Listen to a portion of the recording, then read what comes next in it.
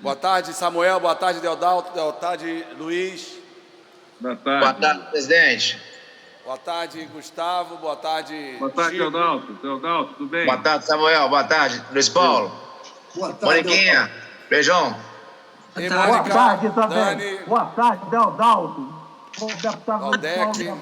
Paulo Malafaia, deputado Valdec Carneiro, deputada Francisco e minha Fala, Leomar. liderança, Boa tarde. Dani Boa Monteiro. tarde, Leomar. Muito boa tarde, Bebeto. Boa tarde, Marcos. Bebeto, hoje quero você, 7h30 no Maracanã, hein? Caramba! Bebeto, gol de bola. Não pode não, Luiz. Você pode, para você os portões estão sempre abertos. Deputada Dani, Mônica, Valdec, Márcio, Bebetão. Boa tarde. Fala, presidente. O Bebeto. Boa tarde, presidente. Boa tarde, Boa Mônica. tarde, presidente. Boa tarde, Eliomar. O Valdec Bebeto reclamou que no meu gabinete só tinha muita visual muito do Flamengo, tinha muita camisa do Flamengo. Aí eu hoje botei uma camisa da seleção brasileira que eu ganhei, uma dedicatória bonita do meu amigo Bebeto. Maravilha. Linda. Agora, presidente, queria fazer uma reclamação. Prazer, presidente. Eu queria fazer uma reclamação ao senhor. Obrigado, Bebeto. Sim, Luiz. Depois, viu, presidente? Depois que o senhor acatou a liderança da deputada Dani Monteiro, é a primeira vez que ela se mistura entre nós, viu? É? Porque ela estava sempre destacada lá em plenário, agora ela se misturou novamente. Voltou a botar o pé no chão. Tranquilo, tranquilo. Vamos lá. Boa tarde, enfermeira. Estou sempre com vocês. Boa tarde, enfermeira. Boa tarde, sub-ML. Vamos dar início à sessão. Havendo um número legal sobre a proteção de Deus, iniciamos os nossos trabalhos.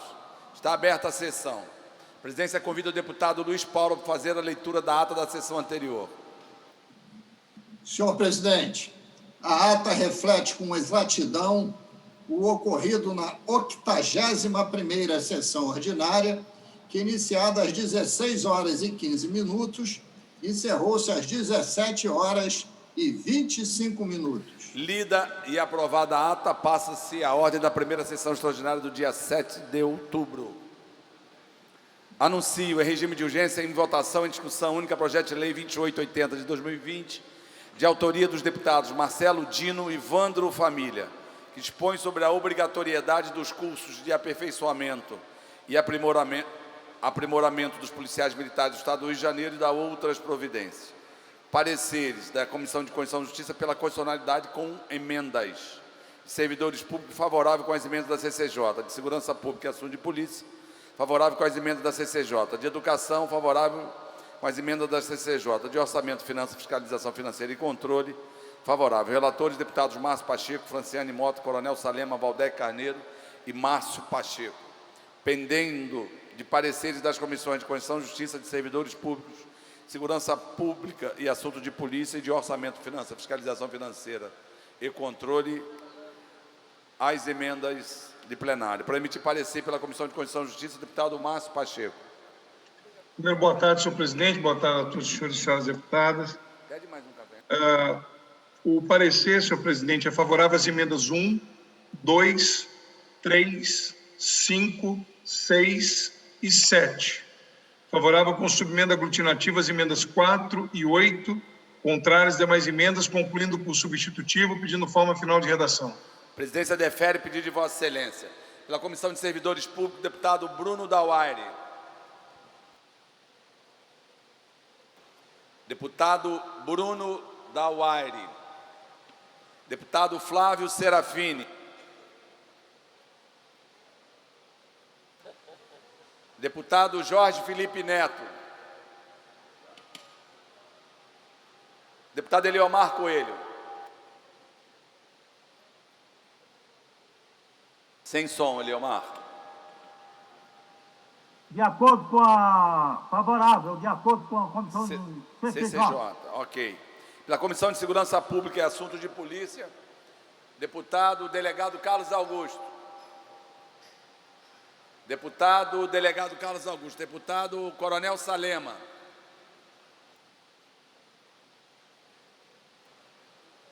Deputado Coronel Salema. Deputado Márcio Canela. Deputado Márcio Canela. Deputado Alexandre Freitas.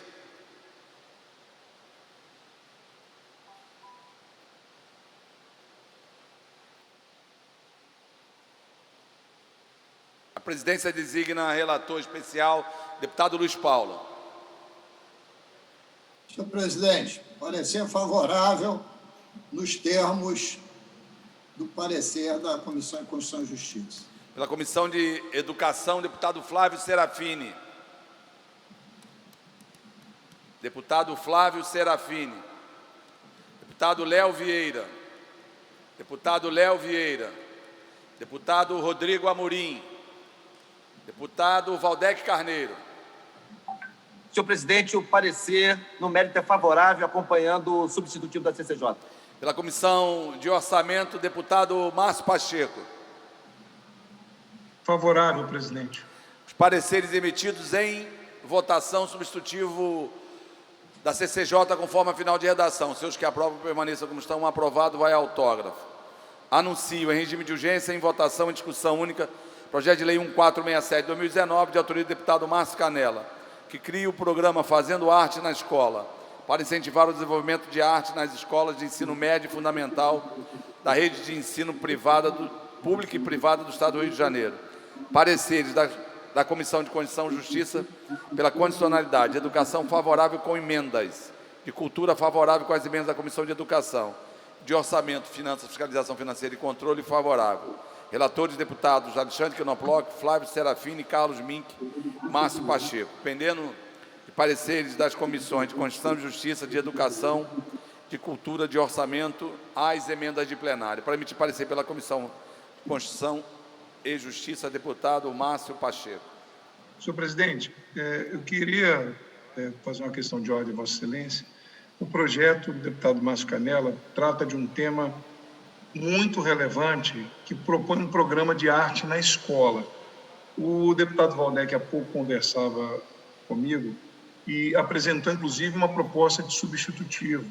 O governo apresenta um parecer a respeito do tema, mas há muitas controvérsias ainda sobre o tema. Queria pedir a Vossa Excelência, respeitando aqui o meu querido amigo, o autor, se nós pudéssemos achar um texto de consenso, para que não haja aqui um debate maior a respeito das emendas, porque, de fato, há ainda muita divergência na aprovação da matéria. Eu queria pedir a Vossa Excelência retirada da pauta, Nós temos 3 destaques aqui.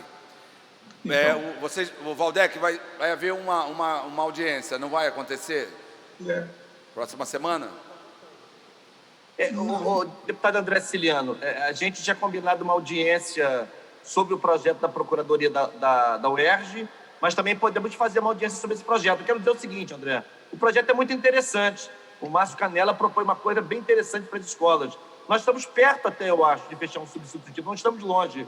Mas se a gente conseguir voltar com o texto, com a matéria na pauta na terça-feira, acho que a gente consegue resolver, porque eu tenho trabalhado com a CCJ e os nossos textos não estão muito discrepantes, ao contrário.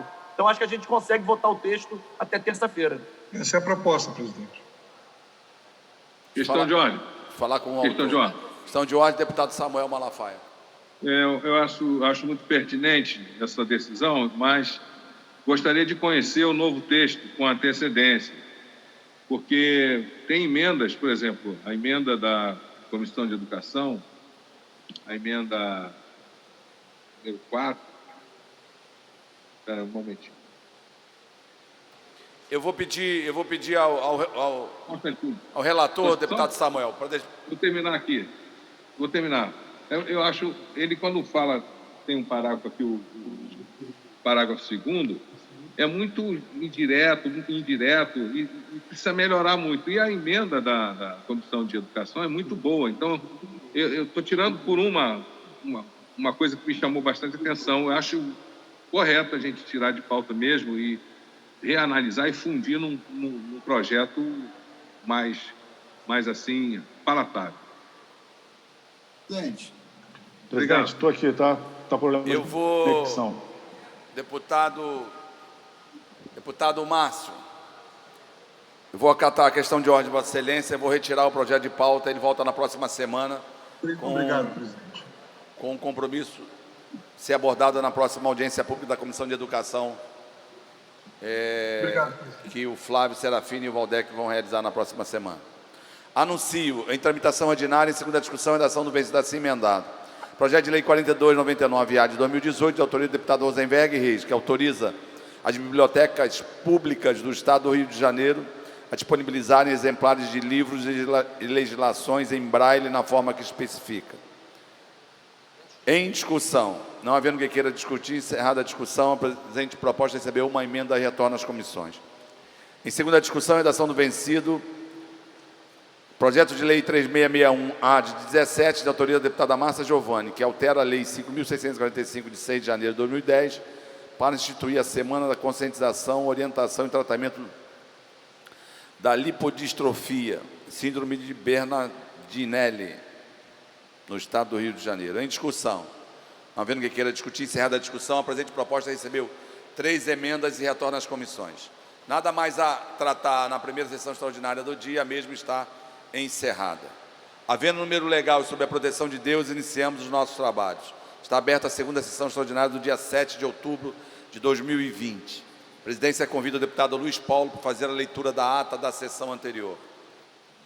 Senhor presidente, a ata reflete com exatidão o ocorrido na 267ª sessão extraordinária, que iniciada às 15h01, encerrou-se às 15h10. Lida e aprovada a ata, passa-se a ordem da segunda sessão extraordinária do dia 7. Anuncio, em regime de urgência, em votação e discussão única, projeto de lei 1666 de 2019, de autoria do deputado Rodrigo Amorim, que autoriza o Poder Executivo a celebrar convênio, o termo de cooperação técnica entre a Fundação de Apoio à Escola Técnica, FAETEC, e a Universidade Federal Rural do Estado do Rio de Janeiro, para a adoção do método de reabilitação e ecoterapia e da outras providências. Pareceres da Comissão de Constituição e Justiça pela condicionalidade com emendas, concluído por substitutivo da pessoa com deficiência, favorável ao substitutivo da CCJ, de saúde, favorável ao substitutivo da CCJ, de orçamento, finanças, fiscalização financeira e controle, favorável. Relatores, deputado Márcio Pacheco, Franciane Mota, enfermeira Regiane e Márcio Canela. Pendendo de pareceres das comissões de Constituição e Justiça, da pessoa com deficiência, de saúde, de orçamento, finanças, fiscalização financeira e controle, as emendas de plenário. Para emitir parecer pela Comissão de Constituição e Justiça, deputado Márcio Pacheco.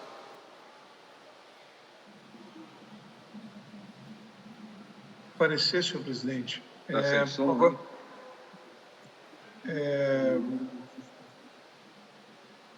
Oi, Márcio. Emendas. Favorável às emendas 3 e 4, contrário às demais emendas, concluindo por substitutivo, de forma final de redação. Ok. Pela Comissão da Pessoa com Deficiência, deputada Franciane Mota. Deputado Márcio Pacheco. É favorável, presidente. Pela Comissão de Saúde, deputada enfermeira Regiane. Deputada enfermeira Regiane. Senhor presidente, questão de ordem. Deputado Rosenberg Reis. Deputada Mônica Francisco.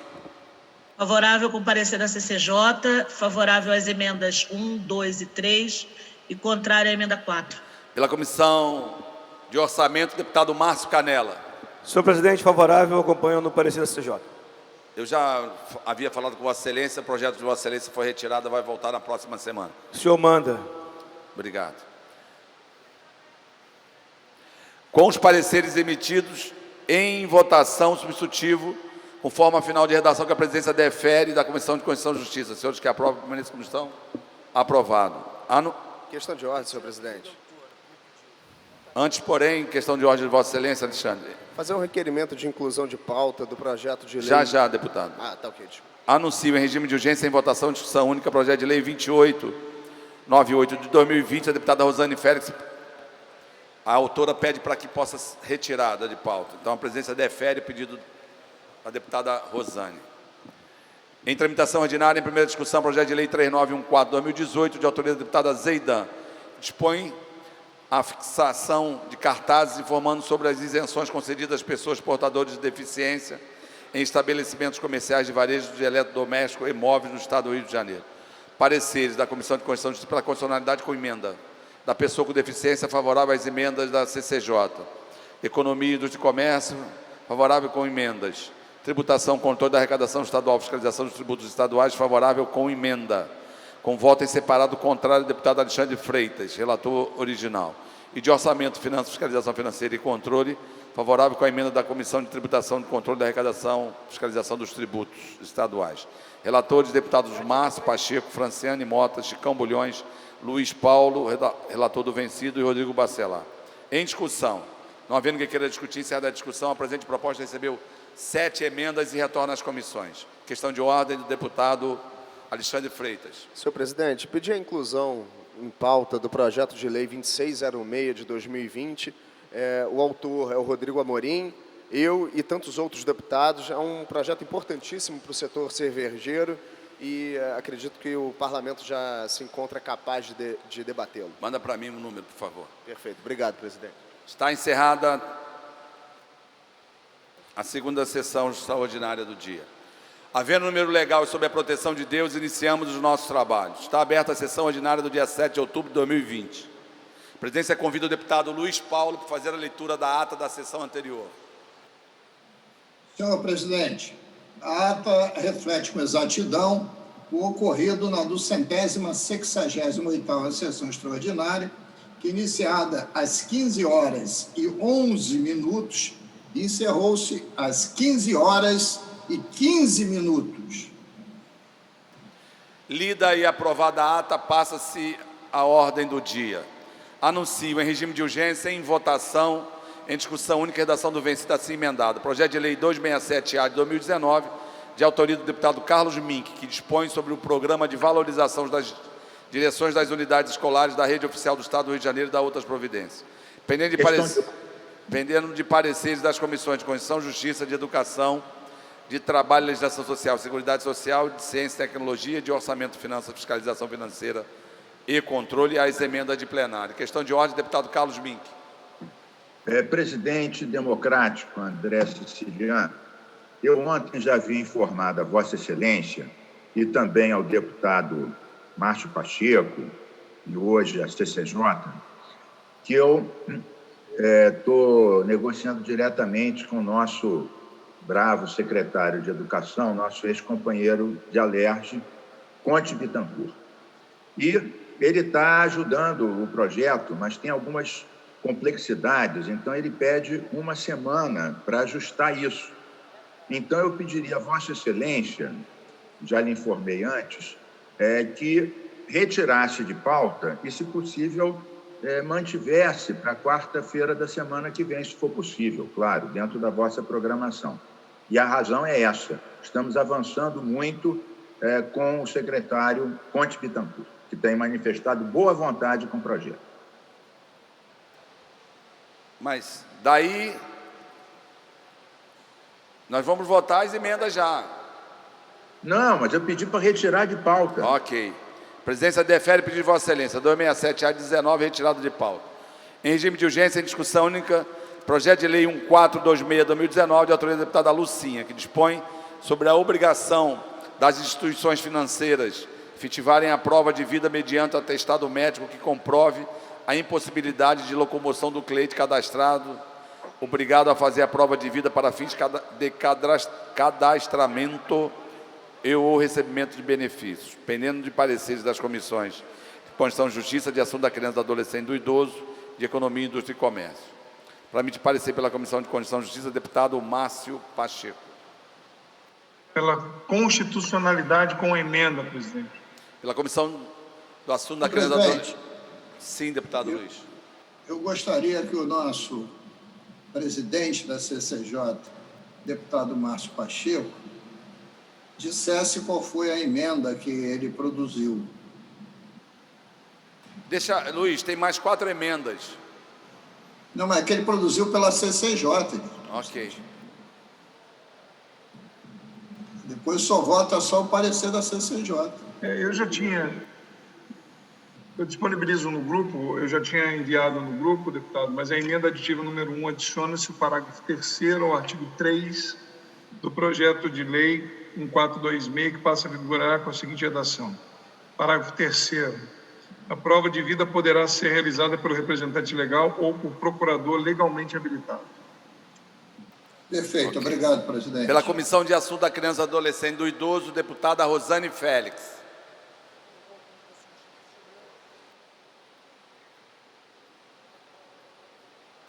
Deputada Rosane Félix. Deputado Fábio Silva.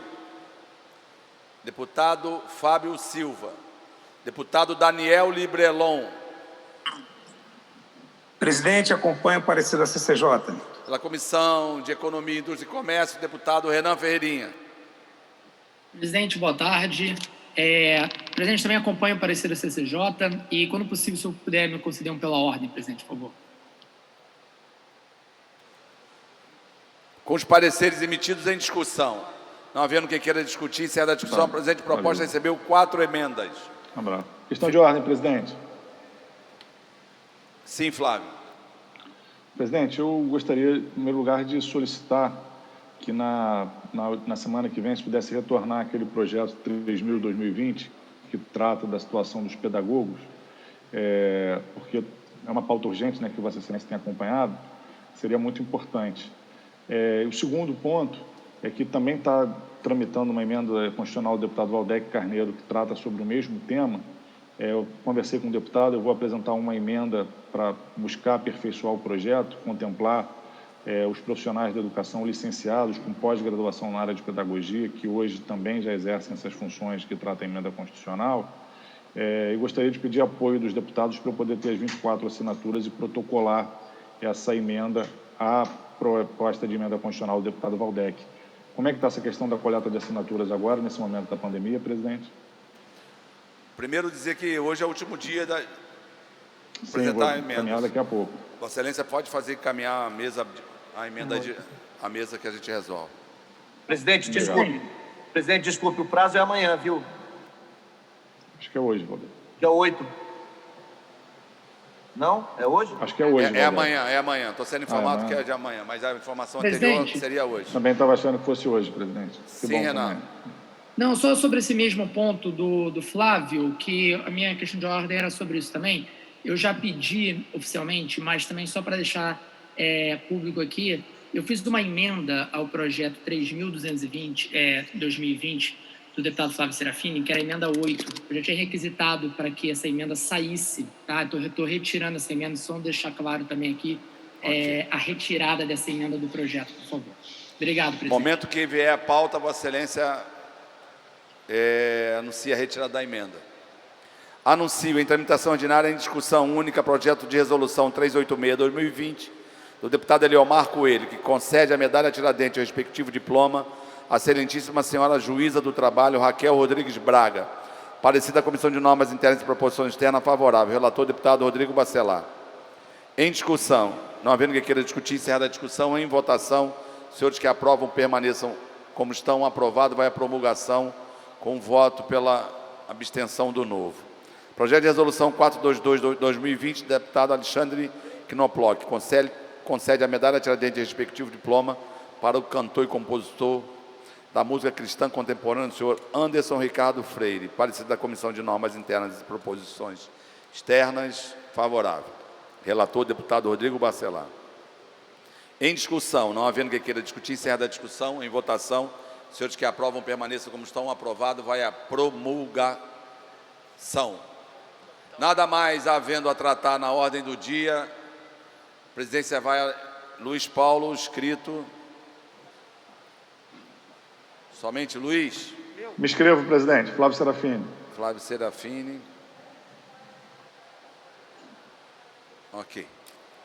Boa tarde a todas e a todos. Tudo de bom.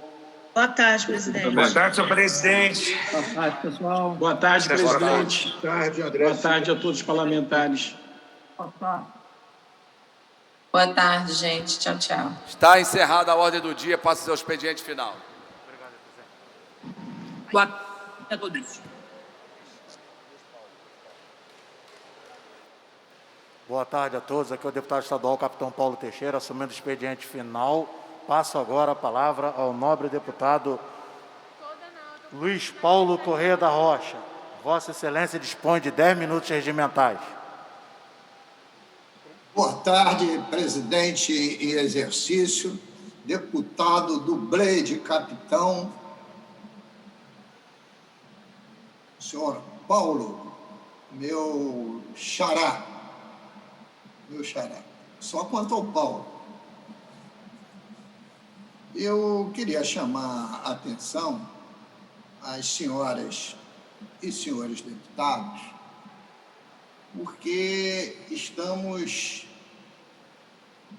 quase chegando à metade do mês de outubro e hoje foi publicada a agenda de votação da nossa LOA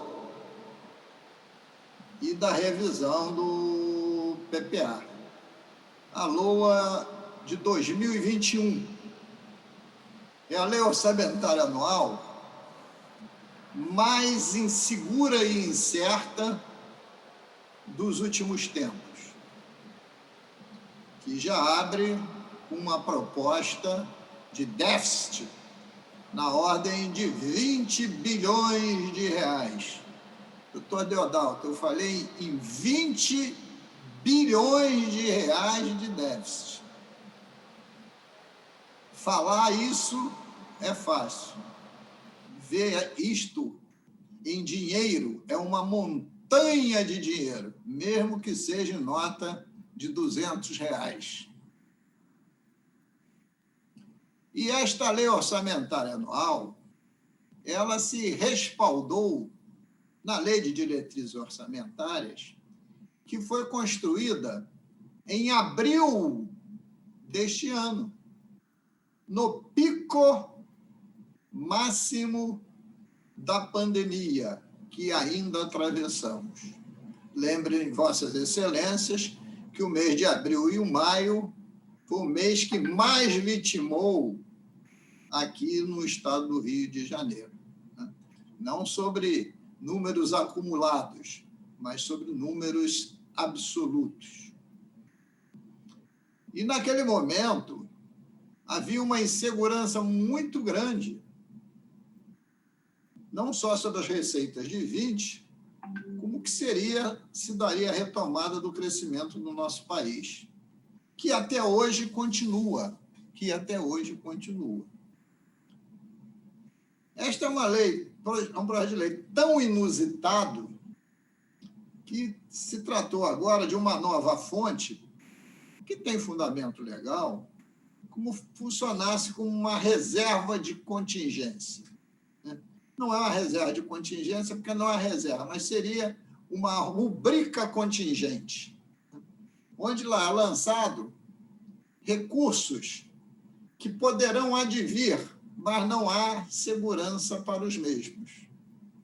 Então, é uma fonte que não entra no orçamento, mas caso o recurso venha, se transformará na fonte, por exemplo, 00, que são os recursos da privatização da SEDAI, na ordem de 5,5 bilhões, e os recursos oriundos dos repasses da Lei Candia, que está na ordem de 180 milhões de reais a cada ano durante 17 anos.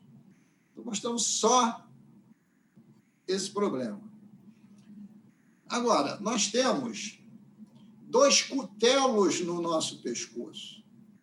O primeiro diz respeito à decisão que foi anunciada, pelo menos nos jornais, que o ministro-presidente do STF, ministro Fux, em dezembro, colocaria em pauta no órgão especial, órgão pleno do STF, o julgamento da liminar da ministra Carmen Lúcia sobre aqueles artigos da lei da partilha que ela suspendeu.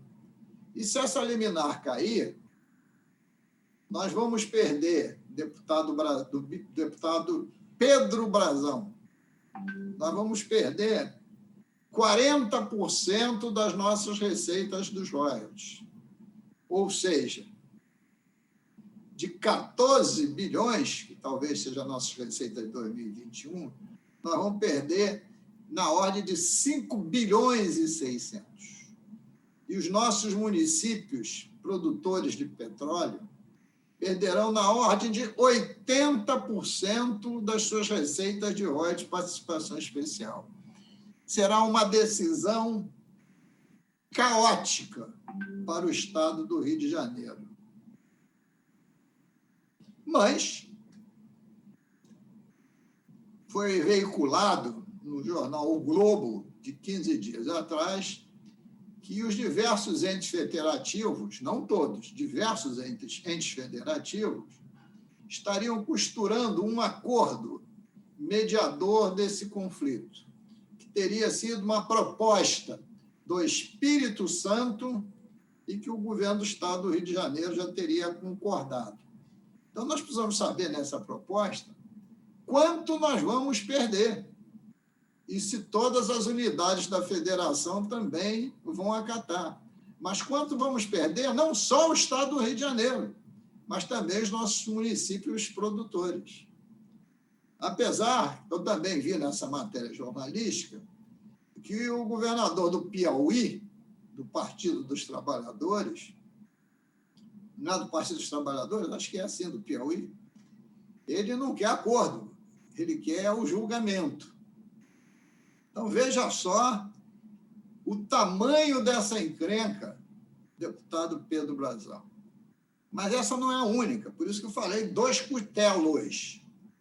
O segundo é o próprio regime de recuperação fiscal, que está prorrogado por uma decisão liminar de um ministro do TCU por 6 meses, dos quais 30 dias já se foram. Mas ele precisa ser prorrogado em outras bases, e não nas bases na qual ele foi assinado, porque não leva a lugar nenhum. E essas novas bases dependem do Congresso Nacional aprovar o PLP 101 de 2020, cujo relator, pelo menos era o deputado Pedro Paulo, do Rio de Janeiro, né? Não sei se continuará a sê-lo, né? Que define que o pagamento, que os novos regimes de recuperação fiscal levarão 1 década e o teto limite do pagamento anual da dívida será recomposto numa escadinha de 10% ao ano. Então, se nós temos que pagar de serviço da dívida em 2021, imaginemos, vou botar um número abstrato, 50 bilhões, pagaríamos 5 bilhões a cada ano, até atingir o teto, que é 50 bilhões. E você se recuperar economicamente e também se recuperar de forma fiscal em 10 anos é diferente do que se recuperar em 3. Impõe aos nossos estados uma cunha de ferro, que não é a mesma cunha imposta, deputado Pedro Brazão, à iniciativa privada. Eu não sei se os senhores viram uma matéria jornalística da recuperação judicial da empresa Odebrecht. Eu dou um doce para alguém me dizer em quantos anos será esse parcelamento. O senhor sabe, deputado Flávio Serafim? A recuperação judicial do Odebrecht? 50 anos. Pelo menos eu li na matéria jornalística. Como é que querem tirar um Estado da falência em 3 anos? É quase uma brincadeira de mau gosto. E de brincadeira de mau gosto, nós estamos cansados.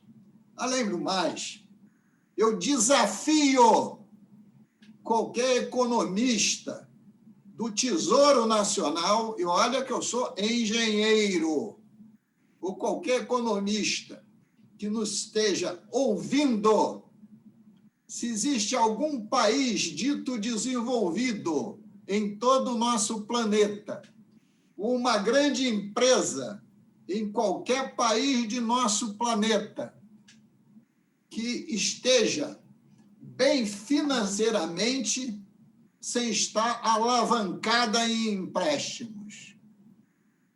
Inexiste. Por quê? Porque é do sistema capitalista que o bom empréstimo é aquele que alavanca o investimento. Então, não tem empresa sadia que não tenha um volume maciço de dívidas a pagar. Vide a nossa Petrobras, que é a nossa maior empresa brasileira. Vide a Vale do Rio Doce. E se não quiser ver empresa privada, vide os Estados Unidos, o tamanho da dívida americana. Agora, querem que o Rio de Janeiro não deva nada, como isso fosse possível. Isso é impossível no sistema capitalista. Isto é a máxima do sistema capitalista. Você tomar empréstimo para alavancar investimento.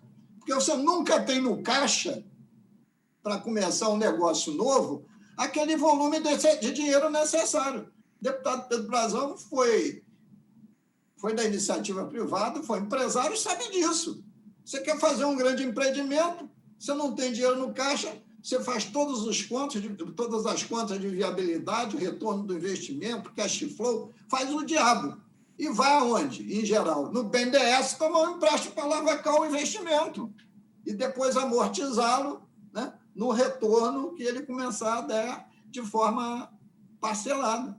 Mas não, o Tesouro Nacional, os economistas, os doutos, que gostam de escrever em muitos jornais, acham que a dívida do Estado tem que ser zero. Não existe isso no mundo. Eu desafio um economista a dizer isso. Além do mais, eu tenho visto trabalhos excelentes rodando na internet sobre a Noruega e a Dinamarca, como países que aplicam muito bem o recurso dos seus impostos. E é verdade. Quase não tem corrupção. Quase não tem corrupção. Há um controle social sobre a gestão muito grande. Mas qual é o tamanho da carga tributária? Acima de 40%. Então, aqui é muito engraçado. Ninguém quer pagar imposto, o Estado não pode ter dívida. E, claro, ter um serviço público tem que ter qualidade, não esse serviço público horroroso que é prestado à população e esse grau absurdo, inaceitável de corrupção, revelada de forma cada vez mais intensa, inclusive em pandemia. Então, é necessário essas reflexões, porque a peça mais fundamental que existe para nós parlamentares é a lei orçamentária. É a partir delas que nós damos os passos iniciais para fiscalizar o Poder Executivo. E, neste mês de outubro, até 17 de dezembro, nós vamos, na Comissão de Orçamento, no plenário discutido 2 vezes, emendar, etc., até votar a redação final. Então, eu queria fazer esse chamamento de atenção e agradecer aí ao nosso presidente. Capitão Paulo, nosso presidente, Capitão Paulo. Muito obrigado. Solicito ao deputado Luiz Paulo Corrêa da Rocha que se ele poderia assumir a presidência após o deputado Flávio Serafini, que é o próximo orador, porque após o deputado Flávio Serafini, eu farei uso da palavra. Passo agora a palavra ao nobre deputado Flávio Serafini. Vossa Excelência dispõe de 10 minutos regimentais.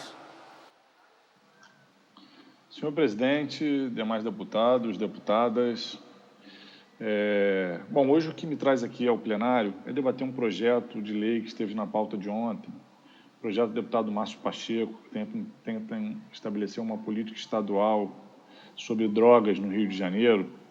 É um projeto importante, sem dúvida nenhuma, trata de uma temática muito relevante, que atinge muitas pessoas, muitas famílias, e eu estava com um problema de conexão e não consegui fazer o debate sobre esse projeto de lei. O projeto de lei, ele busca sistematizar, né, um conjunto de ações, instituições que podem atuar nessa área e incorpora na sua estruturação dois campos de ações diferentes que têm atuado na política de drogas no Brasil. Por um lado, ele incorpora todos os equipamentos vinculados à rede de atenção psicossocial, à rede substitutiva aos hospitais psiquiátricos que durante tanto tempo, né, vem maltratando tanta gente no Brasil, com os manicômios, né, com a negação do direito à dignidade da pessoa em sofrimento mental, da pessoa com transtornos mentais. Então, toda essa rede substitutiva, composta pelas unidades de acolhimento, pelos CAPs, pelos serviços de residência terapêuticos, isso, de alguma forma, é incorporado em parte do projeto. Por outro, o projeto se referencia também em outras ações, como, por exemplo, as comunidades terapêuticas, que o deputado Márcio Pacheco ontem, inclusive, falou disso na fala, na intervenção dele, e disse que defende que esses dois conjuntos de ações atuem de forma complementar como parte dessa política de tratamento ao uso abusivo de álcool e outras drogas, né? Então, queria abrir esse debate falando o seguinte: quando a gente fala de drogas, nós estamos falando de um amplo leque de drogas, que vai do álcool às drogas ilegais, a medicamentos, etc. Eu, por exemplo, tenho me posicionado sempre firmemente aqui nessa casa contra qualquer projeto que permita e estimule o consumo de álcool. Por quê? Porque o álcool é responsável por 70% dos acidentes associados ao uso de drogas. O álcool é responsável por mais de 70% das situações de violência doméstica e outras formas de violência vinculadas ao consumo de drogas. E o álcool é a droga mais consumida. Também é a droga responsável pela maior parte das internações e da necessidade de cuidado e tratamento das pessoas que se vinculam aos diferentes equipamentos públicos para a saúde mental, para o tratamento do uso abusivo de álcool e outras drogas. Então, não acho que o debate central seja o debate de quem é a favor ou de quem é contra a legalização das drogas, até porque a droga que mais leva as pessoas a precisarem de tratamento é uma droga legal, né? Inclusive, muitos deputados, né, aqui da casa têm pensado estímulos à indústria do álcool, têm pensado...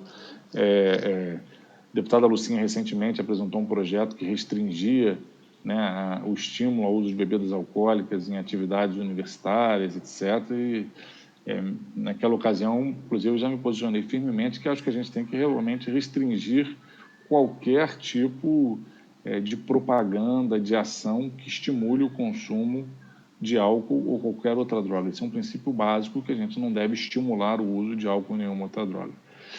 Por outro lado, no que diz respeito à questão do tratamento, eu divirjo da ideia de que essas duas ações, as relacionadas à rede de atenção psicossocial e as relacionadas às comunidades terapêuticas, sejam ações complementares. Não são, né?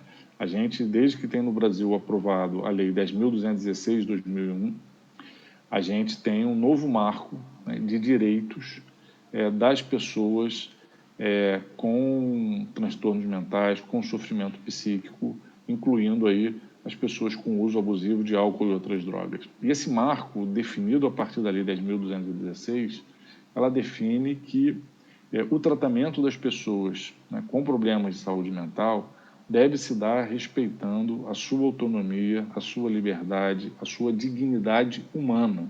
As pessoas não podem ser objetificadas, maltratadas, asiladas do seu convívio social como era antes da reforma psiquiátrica. Vamos lembrar de Barbacena, de Paracambi, aqui no Rio de Janeiro, das máquinas de moer e matar gente, que eram os manicômios, os hospitais psiquiátricos, que afastavam as pessoas do seu convívio social e das suas vidas.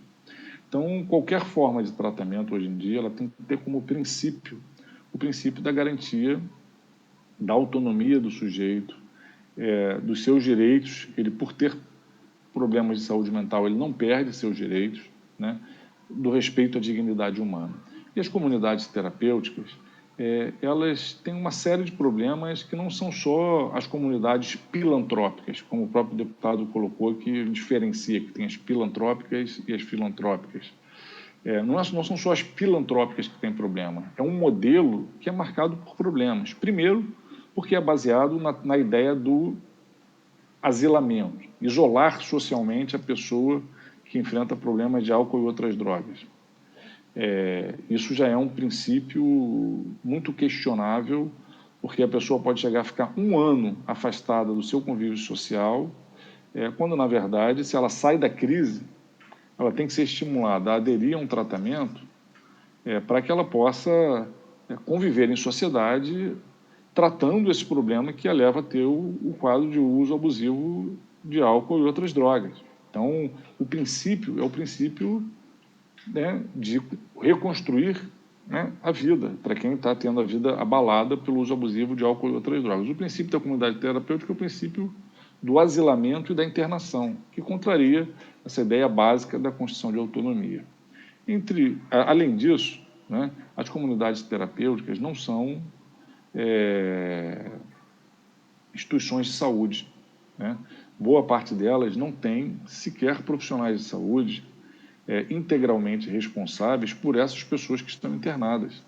Elas acabam contando com profissionais, com pessoas que já tiveram uso abusivo de álcool e outras drogas, hoje conseguem não estar fazendo esse uso abusivo e trabalham como conselheiros ou como monitores ou como terapeutas, entre aspas, a palavra terapeutas, dependendo da instituição, ela chama, né, essas pessoas de uma forma, são pessoas que trazem suas experiências, o que é muito interessante, né, mas essas pessoas não podem ser responsáveis por outras pessoas que estão em tratamento de saúde mental, por sofrimento psíquico, por uso abusivo de álcool e outras drogas. Quem tem que ter responsabilidade técnica são profissionais da saúde. E essas instituições sequer oferecem isso. Na verdade, essas instituições apresentam muito mais um plano de reforma moral e adesão religiosa do que um caminho de tratamento em saúde. Então, se a gente tem um problema de saúde, elas têm que ser cuidado e enfrentado por instituições do campo da saúde pública.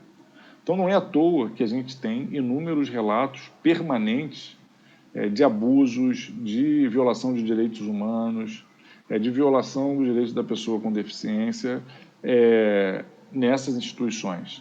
Porque, na verdade, essas instituições, por não serem, né, cotidianamente tocadas por profissionais de saúde, elas acabam, obviamente, ficando mais suscetíveis à reprodução permanente desse tipo de práticas arbitrárias. São muitas delas, né? Muitas formas, muitos tipos, que vão da violência física à imposição do trabalho braçal, a práticas, né, de exercício de profissão irregular, por exemplo, essas pessoas que têm essa experiência em decorrência do uso abusivo de álcool e outras drogas durante um período das suas vidas, se comportando feito terapeutas, sem serem formados, né, em nenhuma área que lhes deem o direito de atuar como terapeutas, e tendo acesso a informações sigilosas, particulares das pessoas, sem ter uma formação profissional, um código de ética profissional, um compromisso com o sigilo profissional, como psicólogos, psiquiatras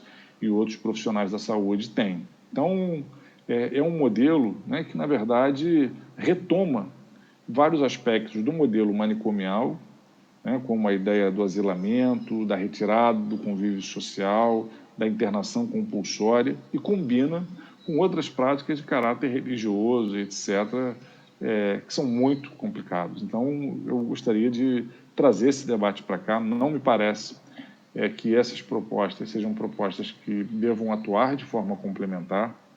Eu acho que se uma pessoa quer fazer tratamento numa comunidade desse tipo, ela tem que aderir por vontade própria, né? Não pode ir por compulsoriamente, uma internação, etc. Se ela quer fazer um tratamento, quer fazer uma imersão religiosa, quer fazer, né, um grupo de ajuda mútua de forma permanente, né? Eu acho que ela individualmente pode ter o direito de aderir a um processo como esse, mas eu acho que não pode se instituir como política pública o financiamento de instituições que contrariam o conhecimento e a base científica do tratamento das pessoas com transtornos mentais, das pessoas com uso abusivo de álcool e outras drogas. Então, esse é um debate importante que está na agenda desse parlamento e eu não queria deixar de me posicionar, né? Vou procurar o autor do projeto, vou procurar os deputados que atuam nesse campo, porque eu entendo que a proposta das comunidades terapêuticas é uma proposta que retoma a triste herança manicomial que a gente ainda não conseguiu varrer para fora do nosso país.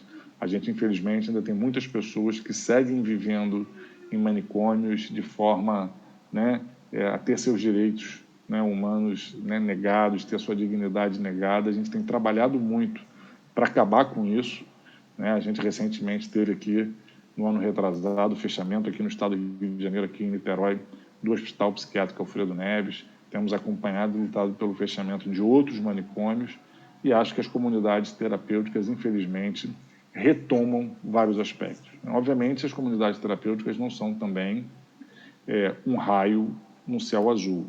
Elas têm vindo acompanhadas por outras políticas de estímulo à volta da hospitalização, à volta dos hospitais psiquiátricos e não dos leitos psiquiátricos em hospitais gerais, o que, infelizmente, apontam sempre para a segregação. Aliás, segregação que a gente acabou de ver se manifestar na nova política inconstitucional e ilegal que o governo Jair Bolsonaro está querendo impor para as pessoas com deficiência, voltando a estimular as escolas especiais, as salas segregadas, colocando como se as pessoas com deficiência não tivessem, né, que ter o direito de conviver em sociedade, tivessem que conviver exclusivamente com outras pessoas com deficiência. As pessoas com deficiência têm que conviver com pessoas com deficiência, com pessoas que não têm deficiência, com pessoas que têm outras deficiências, têm que conviver em sociedade. É um direito básico de qualquer ser humano o direito de conviver em sociedade. Então, nós temos que nos adequar com acessibilidade, com inclusão, para que todas as pessoas possam participar. A lógica da segregação, ela tem que ser superada. A gente vinha superando, mas nesse período de retrocessos, ela está voltando com força. Seja através dessa tentativa de reavivar os hospitais psiquiátricos, seja através da força do que as comunidades terapêuticas têm representado, seja através desses retrocessos nas políticas das pessoas com deficiência. É isso, senhor presidente. Inclusão e garantia de direitos, sim. Segregação, asilamento, internação, de forma alguma. Nós temos que garantir e fortalecer a autonomia dos sujeitos. E viva a reforma psiquiátrica. Passo agora a presidência ao nobre deputado Luiz Paulo Corrêa da Rocha, para que este parlamentar possa também fazer uso da palavra. Solicito ao nobre deputado que, após a palavra do deputado Capitão Paulo Teixeira, Vossa Excelência pode encerrar o expediente final. Pela ordem, presidente. Deputado Luiz Paulo, só elogiar esse seu fundo aí, muito bonito. Depois eu vou ver com Vossa Excelência como é que consegue, vou querer colocar um aqui na minha casa também. Boa tarde, deputado. Lhe agradeço. Assumo a presidência e concedo a palavra ao nobre parlamentar, capitão Paulo Teixeira. Vossa Excelência dispõe de longevos 10 minutos. Senhor presidente e demais parlamentares e todos aqueles que nos assistem pela TV Alerj e também pelas redes sociais. Senhor presidente, nós temos visto, não só no Brasil, como também em todo o mundo, um debate que vem tomando conta do espaço político a cada ano, que é o debate entre os chamados conservadores e os progressistas. Nós temos visto, senhor presidente, que no nosso país, no Brasil, o debate sobre a questão do conservadorismo tem crescido ano após ano, principalmente após o advento das redes sociais. Com o advento das redes sociais, onde o povo começou a ter mais acesso, com mais facilidade, aos assuntos inerentes à sociedade de uma forma geral, inclusive relacionados aos debates políticos, nós percebemos esse afloramento da questão do conservadorismo tomando conta da sociedade. Conservadorismo este, senhor presidente, que já existe desde a gênese da história do Brasil, quando nós voltamos ao ano de 1500, 1600, 1700, 1800 e adentramos pelos idos anos de 1900, nós vemos, através da história do Brasil, a forte influência religiosa, tanto no Brasil Império, como também no Brasil Colônia e no Brasil República, que formou a base da sociedade brasileira. Senhor presidente, nós sabemos que o líder dos políticos é o povo, o grande líder de todos aqueles que ocupam cadeiras nos parlamentos, como também nos poderes executivos. E o povo, senhor presidente, tem ido às ruas, tem se manifestado através da imprensa, tem se manifestado através das redes sociais e também de outros meios, pelo conservadorismo, levantando a bandeira dos princípios conservadores, por mais que esta voz do povo muitas vezes tem havido uma tentativa de alijar ou de minimizar a voz do povo em relação ao conservadorismo. Senhor presidente, nós temos acompanhado nitidamente a reação da sociedade que clama continuamente pelo conservadorismo, principalmente o conservadorismo nas questões morais, questões estas que fazem parte dos princípios basilares da formação da sociedade brasileira. Princípios estes, senhor presidente, que são inegociáveis e irredutíveis, princípios que são defendidos continuamente por nossa sociedade, sendo estas pessoas integrantes ou não dessa ou daquela religião. Senhor presidente, se eu trouxer aqui agora uma lembrança do que está no livro de Apocalipse, lá na Bíblia Sagrada, diz assim, em determinado trecho: portanto, se não és quente, nem frio, mas és morno, vomitar-te-ei da minha boca. Fazendo uma paráfrase, senhor presidente, desta palavra escrita no livro de Apocalipse, mostra para nós também, senhor presidente, que a sociedade, ela sabe realmente de que lado está o político, se é de um lado A ou se está do lado B. A sociedade sabe, os eleitores sabem em qual lado está o político. Os eleitores que não são bobo, nem são trouxas, senhor presidente, também sabem quem são os políticos mornos, aqueles que vivem a todo tempo como gatos, andando sobre os muros. Ora pula para o lado frio, ora pula para o lado quente. Ou seja, não tem uma posição firme. Senhor presidente, estas pessoas, estes políticos que agem assim, são vistos pela sociedade em cada eleição como vômito. São políticos que são vistos pela sociedade como excremento. São políticos que são vistos pela sociedade como morno. Não merecem credibilidade, porque uma hora agem assim, outra hora agem assado. E a sociedade e o eleitor, senhor presidente, quer políticos que tenham posicionamentos firmes, independente de levantar a bandeira do conservadorismo ou a bandeira do progressismo. O que a sociedade não quer, senhor presidente, é político morno, político que fica em cima do muro.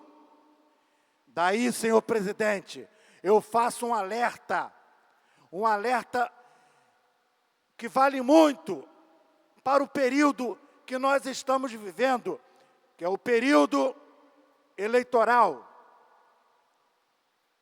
Muitos políticos, senhor presidente, e muitos candidatos ao pleito de 2020 não sabem sequer o que significa a palavra conservadorismo. Não sabem sequer o que significam os princípios do conservadorismo, seja ele no campo político, econômico, moral ou ético. E aí, senhor presidente, para ludibriar o eleitor, senhor presidente, fingem agora serem conservadores. Basta, senhor presidente, abrirmos as redes sociais e veremos candidatos dizendo: eu sou conservador, eu visto a roupa do conservadorismo, eu defendo a bandeira do conservadorismo, eu falo em nome do conservadorismo. Mas, senhor presidente, sequer sabem o que é ser um conservador. Se nós olharmos para a vida pregressa desses candidatos ditos conservadores, senhores presidente, veremos que de conservador não tem nada, senhor presidente. Pessoas que outrora eram mornos, eram considerados vômitos, eram considerados lixos, excrementos, vistos assim pela própria sociedade, e agora posam de conservadores para ludibriar justamente a boa-fé da sociedade. Senhor presidente, o apóstolo Paulo usou uma frase que ele disse lá na Bíblia, e eu trago aqui para o ambiente político. Num contexto espiritual, ele disse: ainda que desça um anjo do céu anunciando um outro evangelho, que seja amaldiçoado, porque é um mentiroso. Fazendo, senhor presidente, uma paráfrase da frase do apóstolo Paulo, eu digo: ainda que venha entre nós um candidato a vereador, um candidato a prefeito, com um linguajar bonito, com um linguajar parecendo ser conservador, com um linguajar em defesa das famílias, em defesa dos princípios cristãos, em defesa da religião,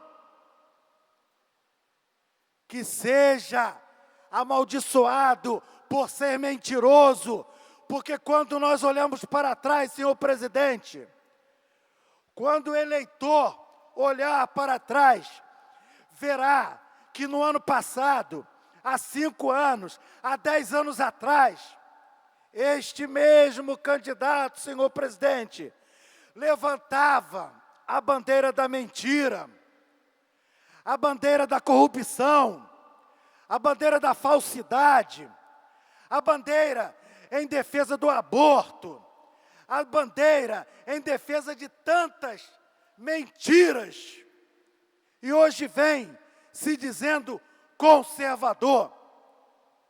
Eu tiro como exemplo, senhor presidente, e aí eu posso dizer em alto e bom som para todos os meus eleitores e para aqueles que estão me ouvindo, e mesmo para os candidatos a prefeitos e vereadores que usam o discurso da mentira, que dizem serem conservador.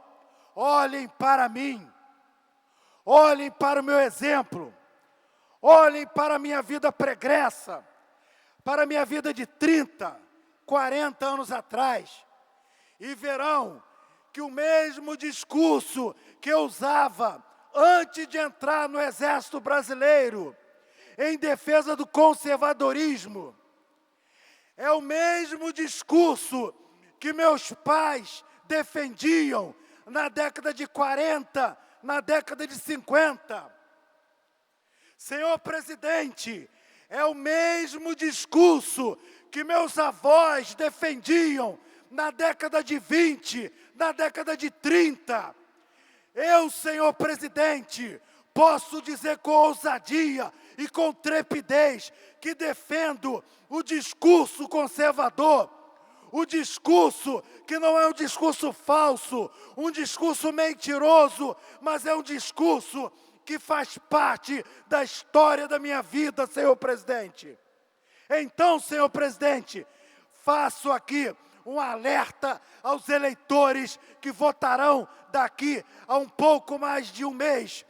Cuidado com os mentirosos que estão vestindo a capa do conservadorismo, dizendo que defendem o conservadorismo para ludibriar os eleitores. Cuidado, porque, encerro aqui, senhor presidente, a minha fala ressaltando uma palavra do apóstolo Paulo: nada se pode contra a verdade, senão pela própria verdade. Muito obrigado, senhor presidente.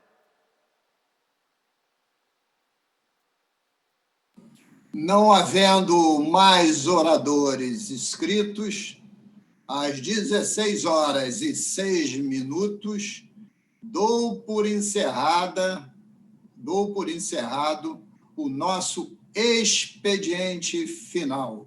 Uma boa tarde e até amanhã.